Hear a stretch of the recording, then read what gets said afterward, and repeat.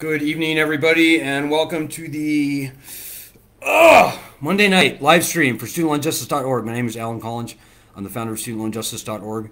Welcome to all the new members. We're glad that you found us. What took you so long? We are pretty much the center of the universe for actually getting student loan justice. We fought very moderately for 15 years for the return of bankruptcy protections to student loans. But folks, I am here to tell you, after 15 long and hard years, it is now true by every reasonable measure and metric that this is now a failed lending system. So the class of 2004, we now know, and this was true before the pandemic, class of 2004, who were only borrowing about a third of what people are borrowing today in student loans, the default rate for that class is 40%. So what do you think the default rate is for more recent students who are borrowing triple that amount? It's very high. And again, this is before the pandemic.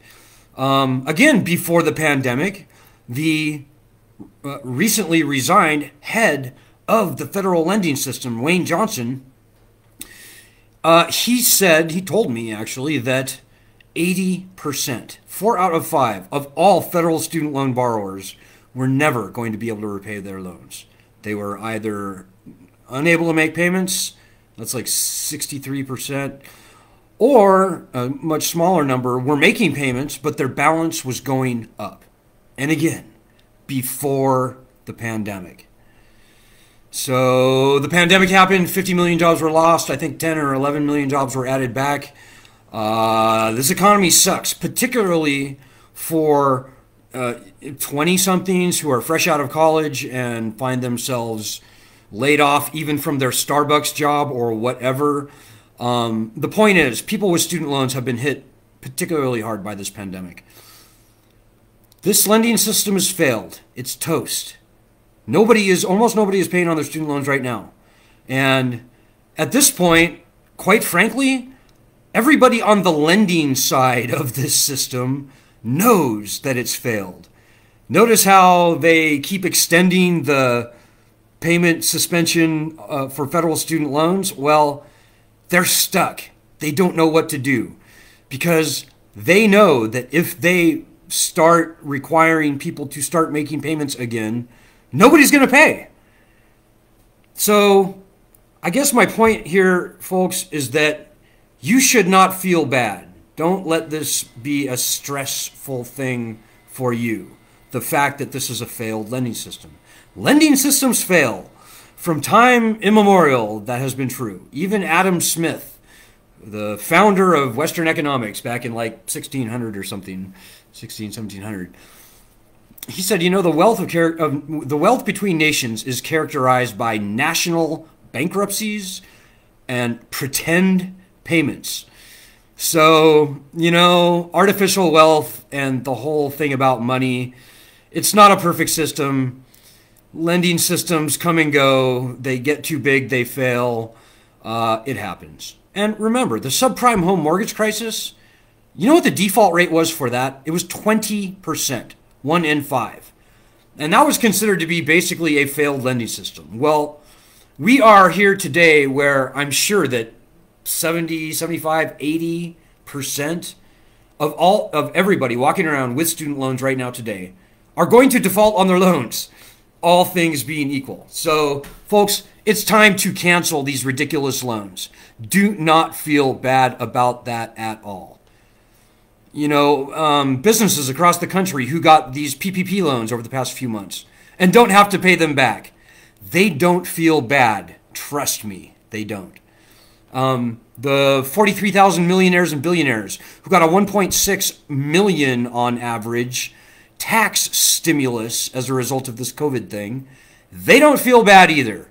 So, folks, this lending system is toast. And while we fought very moderately for the return of bankruptcy protections for the first 15 years, now it is obvious that this lending system must be erased. Period. Get used to saying that. It is the fact. Now, this group right here is seriously the genesis for all of this. We are hearing people in Congress talk about loan cancellation. We're hearing Bernie Sanders, Elizabeth Warren, other presidential candidates talk about loan cancellation. But unfortunately, all of their plans, until very recently, and I'll talk about that in a minute, all of their plans were nonsense. Any plan that you hear about student loan cancellation, which is like, Congress needs to do this, or Congress can pass a bill that. No. That's nonsense. Congress is incapable and unwilling and not going to pass true loan cancellation. They cannot and they will not. Because the dirty little secret is that in order for Congress to cancel student loans, first of all, they have to identify a funding source. So in other words, they have to pay for loan cancellation. So for every dollar in loans that they cancel, they have to raise a dollar from the taxpayers by cutting other programs, etc. And if you think that Congress is going to raise $1 or $2 trillion to cancel student loans, you're just wrong. That's just nonsense. It's a pipe dream. It's fantasy. And here's the clinching point. Even if the clouds were to part and a miracle happened and Congress actually did pass a law that raised $1-2 trillion to cancel student loans, the Department of Education would be put in charge of administering this, whatever program was put upon them. Now, we already know, after looking at the Department of Education for many years, that they have zero desire, zero intentions of canceling any of the loans that they hold. That is completely anathema to their DNA. You know, we've already got a cavalcade of loan forgiveness programs in place. Public service loan forgiveness. You know how many people are actually getting that? Like, not even 5% of the people who try for it. Last time I checked, it was like less than 1%. Similarly, you may be in the income-based repayment loan cancellation program, where if you make payments for 20 or 25 years, your loans get forgiven. Well, the last I checked, and again, this is a long time ago, like 4 or 5 years ago, 60% of the people in that program had been kicked out, had been disqualified on just one of the many grounds the Department of Education and its contractors have to disqualify people out of that program. So folks, I'm telling you, the only way these loans are going to get canceled is by executive order. The president, whether it's this president or the next, can cancel these loans tomorrow. That's 85% of all student loans. That is all student loans that are owned directly by the federal government. That's 85% all student debt. The president could cancel these loans tomorrow by executive order. No money would be needed. No money would even change hands. This would require $0 from the Treasury, $0 from the taxpayers. I'm not saying it would be free, because the taxpayers already paid for these loans many years ago. And they didn't pay much, by the way. Of the $1.5 trillion outstanding, I'm guessing that not even $500 billion of that, not even a third of that, is actual unpaid original principal. It could be even far less than that, because the government has been profiting like a bandit on this lending system since Obama federalized it in 2010. So nothing would be added to the national debt. No tax money would be required. This is by far and away the easiest, cheapest, I would say most effective and most obvious way to stimulate the economy during this pandemic. You know, Donald Trump may be in trouble with this election. The best thing he could do for votes would be to cancel these loans. And by the way, get rid of this lending program. You know, this is a nationally threatening, unconstitutional, viciously predatory. Did I already say predatory? This is a disgusting, obscene, failed lending program, and any excuse to get rid of it is an excuse worth using. Any opportunity is an opportunity worth taking. This lending system has got to go. You know, there are 55 million people in the country with student loans or who are co-signed on them. 44 million of them, 80%, 4 out of 5 people, will never be able to pay their loans. And that includes private loans, by the way. So, yeah, folks, we started a petition on change.org. It's change.org/cancel student loans. We're calling on the president, whether this one or the next, to cancel these loans by executive order. Get rid of this lending system. Free the country from this unconstitutional scam, and it is a scam, and let's move on. And quite frankly, folks, at this point, I think it's inevitable. You know, we also are fighting for the return of bankruptcy protections to all the loans that will remain. And that's, as I said, about 15% of all student loans will not be able to be canceled directly by executive order by the president. So to those loans, we absolutely need bankruptcy protections returned. On that note, we are pushing both the candidates not only for an executive order as president to return bankruptcy protections to student loans, the ones that will remain, but I should have said in the reverse order, really the most important thing we're asking is a pledge from Joe Biden to cancel loans by executive order, and in the case of President Trump, to actually cancel the loans. Now, I happen to know that people at the very highest tiers of the Biden campaign and of the Trump administration know about our proposal. I'm also very happy to report that while we were a voice in the wilderness, we were the lone voice in the country calling for this for over a year, actually. We started our petition in March, but we've been talking about this, like in Vice News, for example, since like last August, I think. So over a year. We were the lone voice in the country calling for this. I'm very happy to report that as of about 2 weeks ago, Elizabeth Warren and Chuck Schumer actually introduced a Senate resolution calling for exactly what we've been calling for the president to cancel loans by executive order. Now, I have to be honest, we're a nonpartisan group. We can trust both parties no further than we can bowl them. If I seem a little cynical, it's because we are. We have no love, no trust in either party. If they don't put it in writing, we don't believe it. So I have to be honest and say the Democrats' plan was nonsense.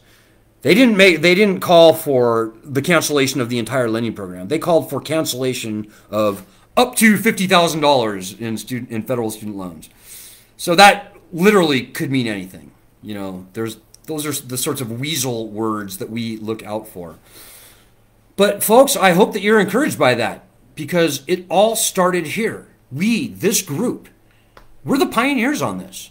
And we are the thought leader on this topic, certainly right now. And we're on the right path. And I hope, particularly those of you who have been with us for more than about a year or so, I hope that you are impressed with all that we've gotten done.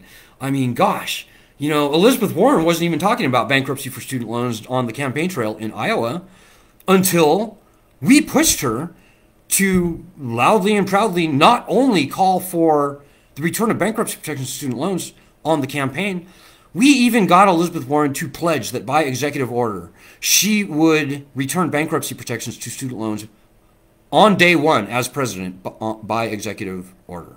I think I just said by executive order. That was us. And now Joe Biden is claiming that he's adopting her bankruptcy plan. So if he's serious about that, then Joe Biden will make exactly the same pledge that we were able to convince Elizabeth Warren to make. But as I said, folks, let's keep our eye on the big prize. Let's take 2 steps back and realize, inculcate those 2 data points that I said. 40% default rate for 2004 students, borrowing only a third of what's being borrowed today. 80% of all current federal student loan borrowers will never be able to repay their loans. And this was before the pandemic. So this is a failed, done, toast, put a fork in it lending system. These loans have got to go. It is frankly inevitable. You know, whether by executive order or by the popular rejection of this lending system, it's got to go. So folks, the best thing that any of us can be doing right now are hanging out on this group and doing the very small things that we ask everybody to do. We've got We've got 720,000 signatures on the petition, 721,000 signatures on the petition right now. We've got another 50,000 people across our other platforms.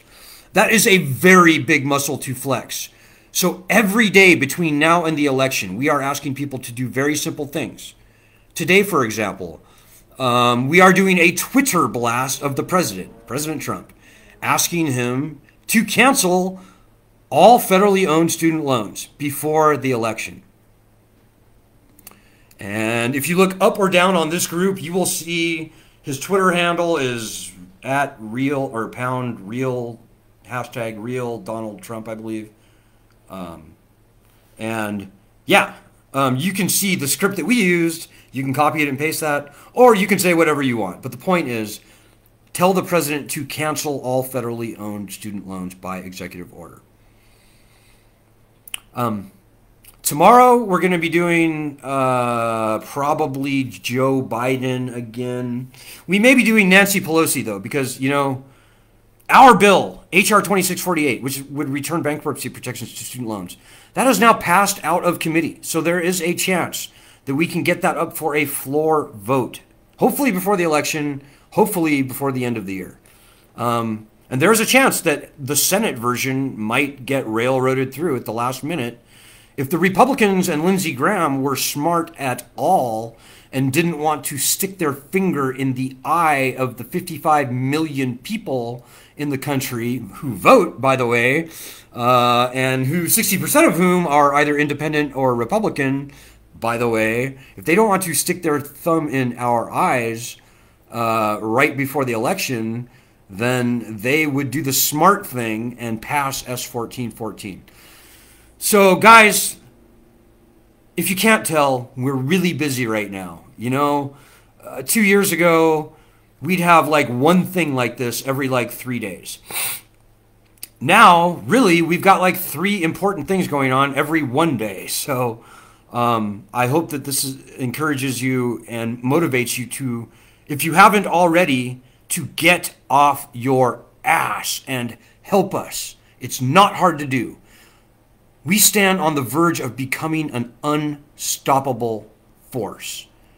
This is the biggest voter bonanza in the history of modern U.S. politics, certainly in my lifetime. 55 million voters who either have student loans or are co-signed on them, that's enough to elect a president outright, almost. 80% of them are distressed. That's 44 million voters who are losing sleep over their student loans. And we are the only group in the country that is actually, absolutely, totally, and I would say efficiently or effectively, or I guess actually, fighting for them. No other group in the country is doing anything that's meaningful. Even the Democrats who stole our idea, and that's a good thing. I applaud and commend them for stealing our idea. Even they put weasel words into our idea to make it untrustworthy. So, folks, we are it. We are you and me, we are the pioneers on this. And how hard I work, how hard you work, probably far more, it's not about me. It's far more important how hard you work, and everybody in this group, whether they pull their weight or not. That is going to tell the tale. We've been doing this for 15 years now, and I can tell you that when nobody does anything, when everybody sits there and waits and watch and worries and bitches and complains and does nothing and is cynical, nothing happens. Don't do that. It's not good for you. It's actually very cathartic to be doing even small things every day. You know, this Twitter blast that we're doing today against Donald Trump, that literally takes about 1 minute to do. You know, put your time in. Between now and the election, put in 15 minutes a day. Number 1, to grow our petition, however that may be. Get as many people on it as you know with student loans. If you know 5 people with student loans, 4 of them need us, and we need them. So if you know 5 people with student loans, there is no reason, and you're a dick if you don't get those 4 people to sign our petition. We can't do that. Only you can do that. So, come on, guys. Step up. Pull your weight. And by the way, to those of you who have been pulling your weight on a daily basis, I salute.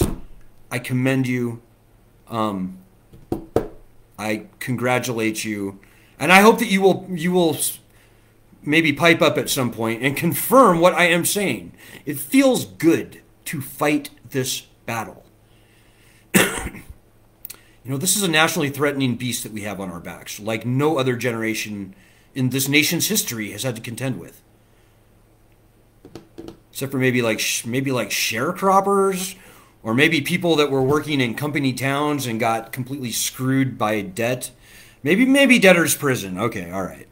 But certainly post revolution, no other citizenry has been threatened by this sort of unconstitutional, indefensible, tyrannical, state-sponsored, government-run lending system. It is a beast. Do not feed the beast. Fight the beast. I'm serious. Look at yourself. Think about your own situation. These are your loans. This is your problem. If you've been sitting there suffering in silence, thinking that it's all your fault, well, just look around. And based on what I just said, you should feel a lot better to know that you're not the only one. Not only are you not the only one, the majority, 80%, 4 out of 5 of everybody with student loans is in the same boat. So find them and get them over here and do the 5, 10, 15 minutes worth of work every day that you need to do to feel better about it. You know, fighting this system the right way, the legal way, the nonviolent way, it's cathartic, it's constructive, it helps. You help yourself, you help everybody else in the country, you help, ultimately, we're helping the economy. Perhaps most importantly, we're helping the tens or hundreds of millions of people who are going to follow in our footsteps and who don't deserve to be savaged under this ridiculous, unconstitutional, indefensible, nonsensical debt. Student loans are a joke. They are vanishing into a mist of illegitimacy. This could have a bad ending, and I don't want to talk about the bad ending. We need to fight for the good ending. So I'm doing my part. There are hundreds or even thousands of people in our group that are doing their part on a daily basis. You need to join them. This is not a wait, watch, worry, and expect somebody else to pull your weight proposition. This is a make it happen, own this problem, because these are your loans, your problem, struggle. So what else were you going to do between now and the election? Think about that. Okay, folks, I've gone on a little bit longer than I was planning on. But as I said, check back here on this live stream on this group, facebook.com/groups/SLJ group on a daily basis. Check back on our YouTube channel, which you may very well be watching this on. Sign the petition, obviously. That's number one right now. Getting that petition to 1 million signatures is a number one priority. But if you're looking for what else you can do, well, just rewind this video and watch it again. I've said like 4 things that you can be doing right now. Check back on the group. Let's hang together. Let's win this. It's time. We've fought long and hard and long enough and hard enough. It's time for these loans to go away and for us to be free. So good luck, Godspeed, and God bless. Oh, hey, you know what? We have a comment here. Sorry, Tracy. I missed our comment. Let me just throw this out real quick. Tracy Music. Hey, Tracy says, yes, it does feel better to be doing something to help the situation. It makes all the difference. It's much better to be pissed off and doing all you can do to fix this problem than to be depressed about it. We know we're not alone now, so let's work together and do all we can. Feels much better to do that. Thank you, Tracy. If you don't want to listen to me, listen to Tracy. It truly is cathartic. It truly is. This is the right thing. We have the moral high ground. We have the constitutional high ground. We have the common sense high ground. we've got every high ground you can think of. We have the intellectual high ground. We've got the economic high ground. You name it, and we have the high ground. So it's good to be on the high ground every once in a while. Yeah. Okay, folks. Again, good luck. Godspeed. Thank you, Tracy, and God bless.